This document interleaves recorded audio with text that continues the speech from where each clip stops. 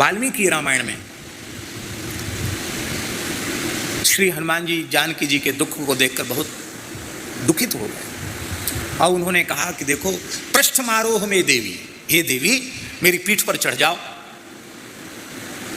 दूसरे ही क्षण में रघुनाथ जी से मैं मिला दूंगा आपको, दूसरे क्षण में, क्योंकि मनोजवम मारुत तुल्य वेगम।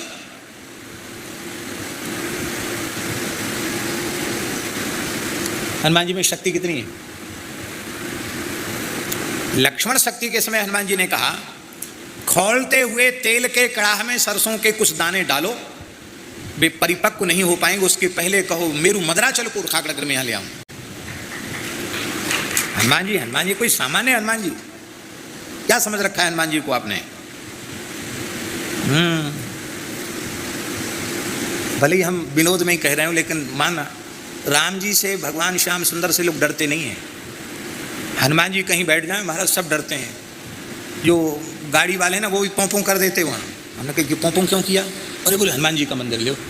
अरे भले आदमी, अभी भगवान बिहारी जी का मंदिर निकला, राम जी का मंदिर निकला, देवी जी का निकला, तब तो पोंपों नहीं किया हनुमान। अरे बोले महाराज कहीं टक्कर खा गई गाड़ी तो? हनुमान जी को तो नहीं मानोगे तो जबरदस्ती भी मानना पड़ेगा। मजबूत हैं, कोई कमजोर थोड़ी हनुमान जी। हाँ, पुराणों में उल्लेख है महाराज जी, 10,000 मत वाले हाथियों का बल इंद्र के एक ऐरावत हाथी में है। 10,000 ऐरावत हाथियों का बल एक इंद्र में है और 10,000 इंद्र का बल हनुमान जी के एक रोए में है। अतुलित बलधामम, कोई बल का परिमाण नहीं है हनुमान जी का, नाप तोल नहीं है कितना बल है हनुमान जी में। लोग कहते हैं हमें हनुमान जी आ गए। भले आदमी, हनुमान जी का इतना अंश आ जाएगा शरीर फट जाएगा, कहाँ झेल पाओगे हनुमान जी को? हनुमान जी आ गए। गाजर मूली समझ रखा है हनुमान जी को। हनुमान जी बोले दूसरे ही क्षण में राम जी से मिला दूंगा।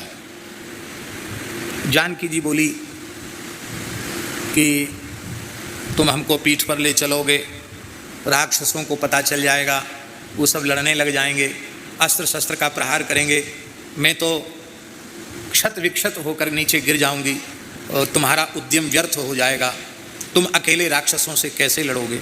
हनुमान जी हंसने लगे। अरे बोले राक्षसों की चिंता न करो, न रावण सहस्रम में युद्धे प्रतिबलम भवेत, 1000 रावण मुकाबला नहीं कर सकते, राक्षस किस खेत की मूली है, राक्षसों की परवाह मत करो, 1000 रावण भी आ जाएं तो कुछ नहीं बिगाड़ सकते हमारा, मैं अकेले ही पर्याप्त हूँ। अब जानकी जी की बात को उन्होंने उत्तर दे दिया। तो जानकी जी ने दूसरा तर्क दिया, बोले तुम वेग से जब उड़ोगे तो भयंकर वायु वेग को मैं कैसे सहन कर पाऊंगी, उस वायु वेग से तो मेरे प्राण ही निकल जाएंगे। हनुमान जी बोले उसकी चिंता मत करो, हम संभाल के माता जी आपको ले चलेंगे, आपको वेग का अनुभव नहीं होने देंगे।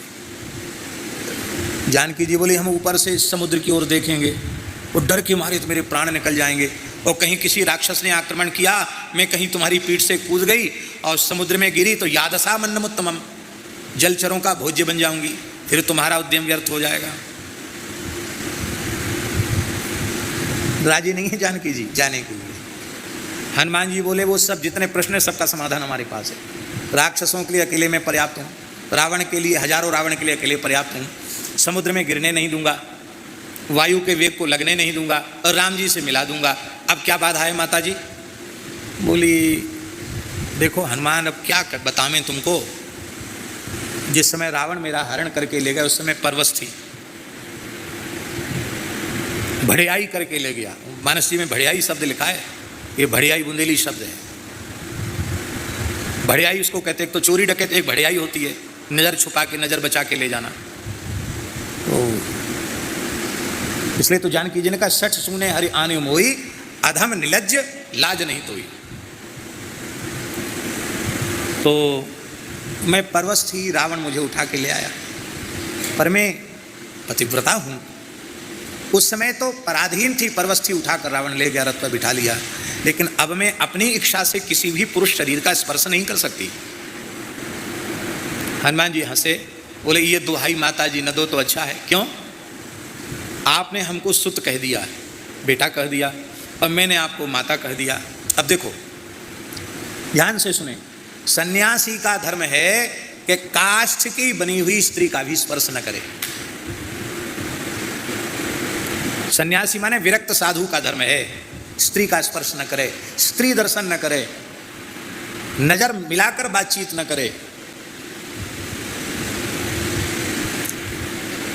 और वह त्रिदंडी अथवा दंडी सन्यासी हो। अब उसकी जन्मदात्री माता सामने आ जाए तो बोले सदंडम प्रणमेत भूमऊ, दंडधारी को किसी को प्रणाम नहीं विहित है, पर उस दंडधारी का कर्तव्य है कि दंड के सहित जन्मदात्री माता को प्रणाम करे। वहाँ सन्यास धर्म नहीं है कि मैया के चरण छुए या मैया वृद्ध है उसको उठा के बिठा दे, अरे स्त्री स्पर्श कर लिया, ये तो बात है। बेटा बूढ़ा हो जाए तो भी मैया की दृष्टि में वो बेटा ही है कि क्या है? बेटा ही तो है, है? हमने देखा यहाँ राजस्थान में, यहाँ काछवा में देखा, आप कहीं जा रहे थे तो मैया आई, टीका लगाया, वो बड़े लाड़ प्यार से हाथ फेरा और रोटी, गुड़ और रोटी, गुड़ और रोटी, क्यों यहाँ परंपरा है ना, थोड़ा गुड़ खिलाना, रोटी खिलाना, तब भेजना। उस दृश्य को मैंने देखा, रामनिवास जी की माँ वो इतनी भावना से मैंने अपने पुत्र को विदाई कर रही थी, देख के हृदय भर आया। माँ हमेशा माँ है, पुत्र हमेशा पुत्र है।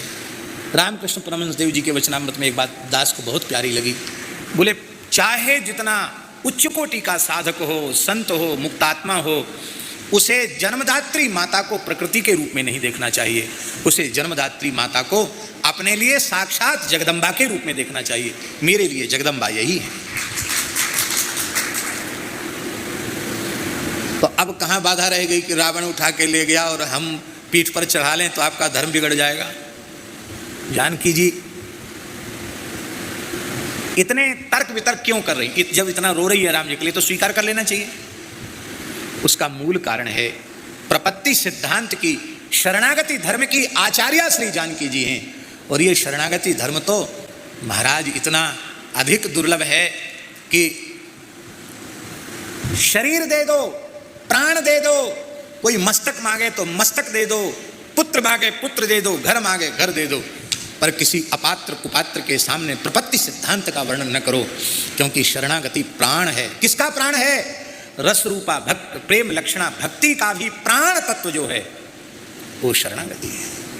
इसलिए चार वेद, इतिहास, पुराण, उपनिषद, सबका सार श्रीमद् भगवत गीता है। और श्रीमद् भगवत गीता का सार भगवत शरणागति है। भगवत शरणागति सर्वोपरि है।